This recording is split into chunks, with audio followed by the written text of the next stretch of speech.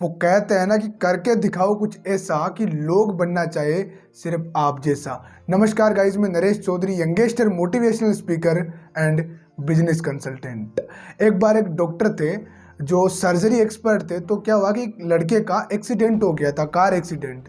तो उसके माता पिता उसको जो डॉक्टर थे उनके हॉस्पिटल में लेके आए। बड़ा हॉस्पिटल था, जान पहचान थी अच्छी, तो उसी में वो लेके आए। लेकिन जो डॉक्टर थे उनको आने में देरी हो गई। और जब वो आए तो जितना फास्ट वो चल सकते थे उतना फास्ट वो चलकर आए। तो जो माता पिता थे और उनके साथ लोग थे, उन्होंने डॉक्टर को घेर लिया और उनको कहा कि हमारा बेटा तो जो है कि बेड पे लेटा हुआ है, और एक तरीके से आप जो है कि अब आ रहे हो, इतना टाइम खर्च करके हम आपके पास आए और आपको एक पेशेंट है उसकी भी परवाह नहीं है, बहुत कुछ सुना दिया उसको। डॉक्टर वहाँ से चले गए, उस बच्चे की सर्जरी की और वापस तुरंत जिस स्पीड से गए थे उसकी दुगनी स्पीड में वापस आए। तो जो लोग बाहर खड़े थे, उनके माता पिता वगैरह वगैरह, उन्होंने वापस उनको घेर लिया। तो पूछने लगे कि अभी मेरा बच्चा कैसा है। तो डॉक्टर ने कहा कि जो नर्स है वो आपको सारी चीज़ें बता देगी, लेकिन अभी मुझे आप जाने दीजिए, मुझे देरी हो रही है। इतना कहकर वो जल्दबाजी में निकल गए।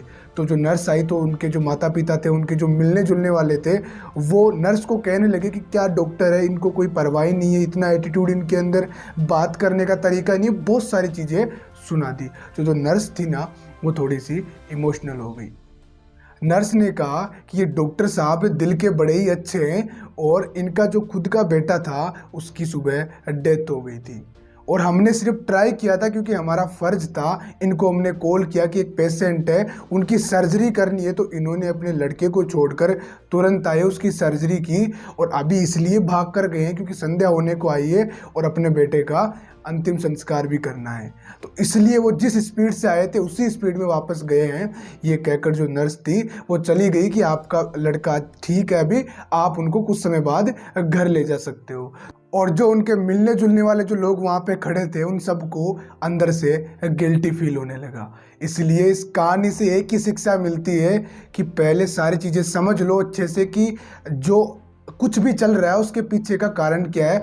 नहीं तो जब हमें हकीकत पता चलती है तो खुद को गिल्टी फील होता है। इसलिए आखिरी में आपको वही वापस कहना चाहूँगा कि कुछ करके दिखाओ ऐसा कि लोग बनना चाहे सिर्फ आप जैसा। हमारे साथ बने रहने के लिए आप सभी का प्रेम पूर्वक बहुत बहुत धन्यवाद।